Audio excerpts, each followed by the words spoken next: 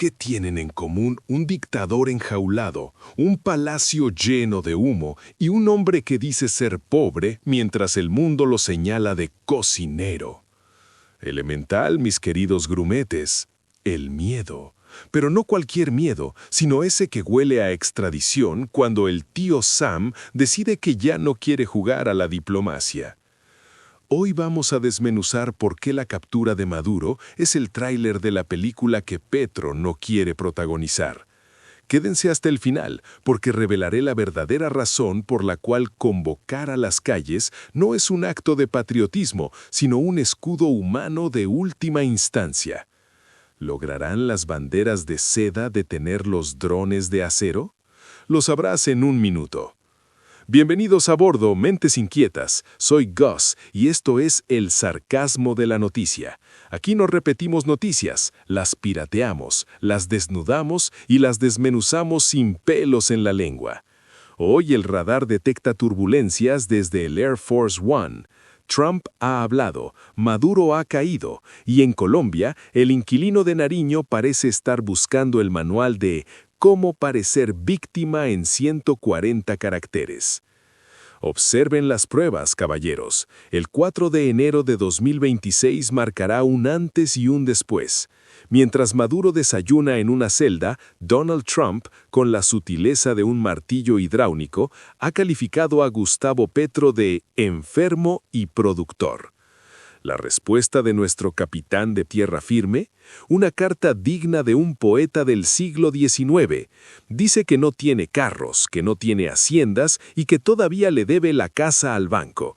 Por favor, como diría Sherlock Holmes, una vez descartado lo imposible, lo que queda, por improbable que parezca, debe ser la verdad. Y la verdad aquí no está en el extracto bancario, sino en las rutas que el norte ya tiene mapeadas. Petro invoca la soberanía para que el pueblo salga a marchar, pero recordemos a Séneca. No hay nadie menos afortunado que el hombre a quien la adversidad olvida, pues no tiene oportunidad de ponerse a prueba.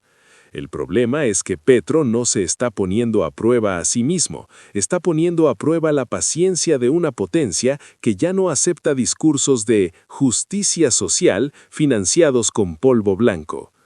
Vaya tesoro nos quieren vender, izar la bandera para defender ¿qué?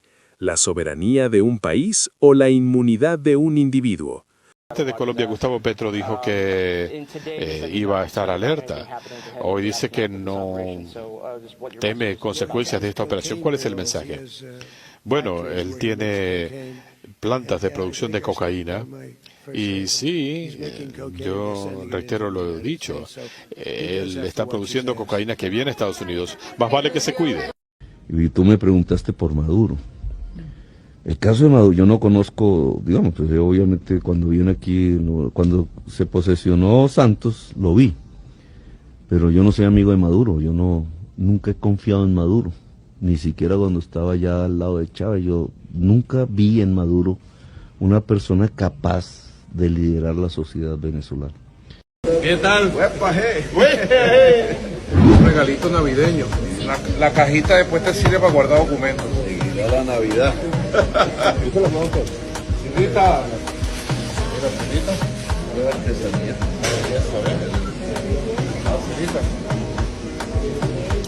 Y aquí tenemos sombrero cuenteado. Cuenteado lo llaman. Buenísimo, ¿no?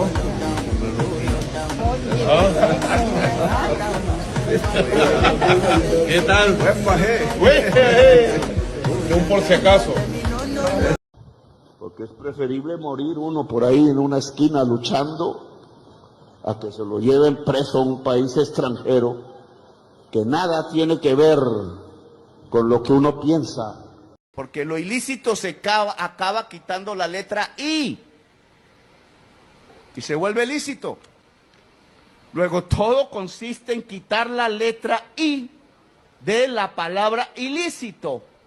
A las buenas o a Petro, las malas. usted pierde su tiempo citándome a las Naciones Unidas para demostrar lo que yo hice en Venezuela. Porque usted mismo demostró que lo que yo hice estuvo muy bien. Mire sin la letra I.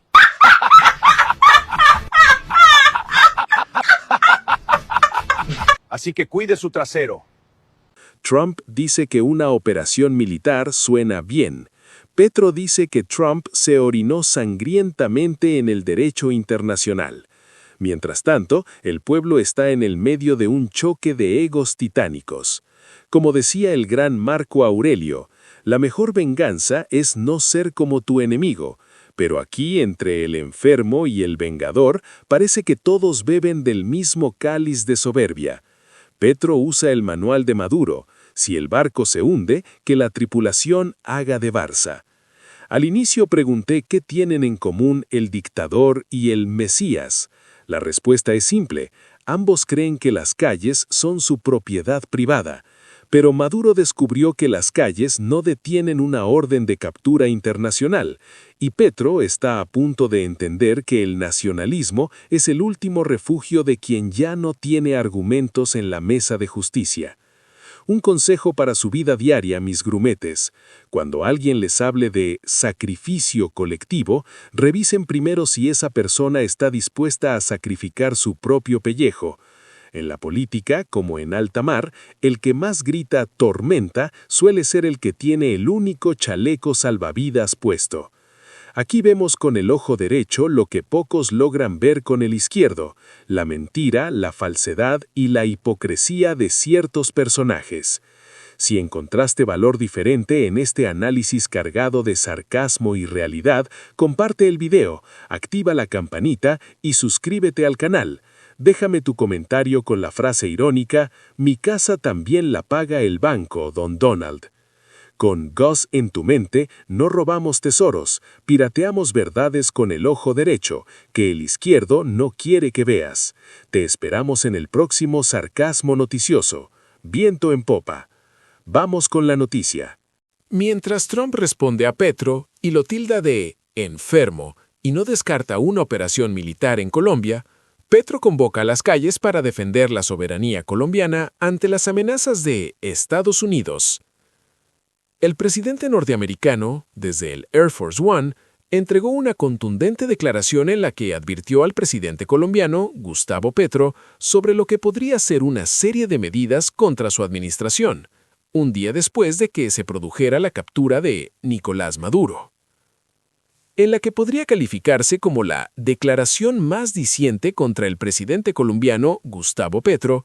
El mandatario de los Estados Unidos, Donald Trump, dio a conocer el domingo 4 de enero de 2026 un mensaje que causó revuelo en las redes sociales y en el que, además de calificar como un enfermo al jefe de Estado, advirtió lo que podría ser un final anticipado del actual gobierno en caso de que no se registre un cambio en la política antidrogas.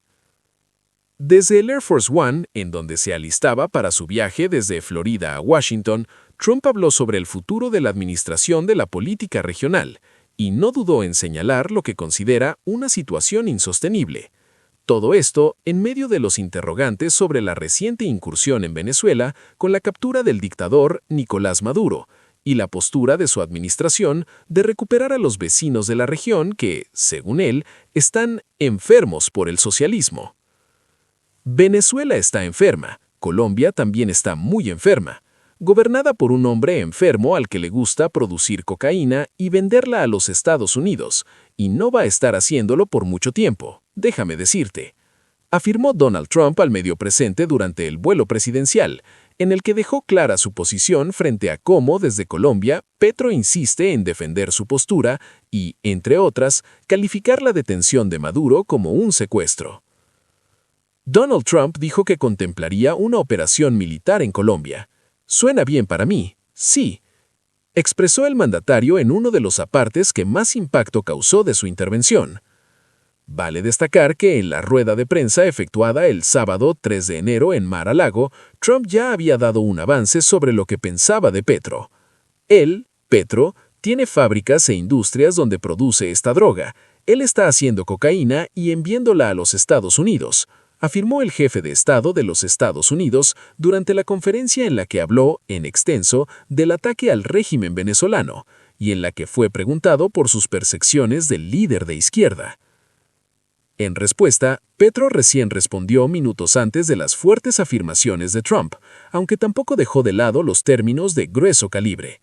Sé perfectamente que lo hecho por Donald Trump es aberrante. Han destruido el Estado de Derecho a nivel mundial.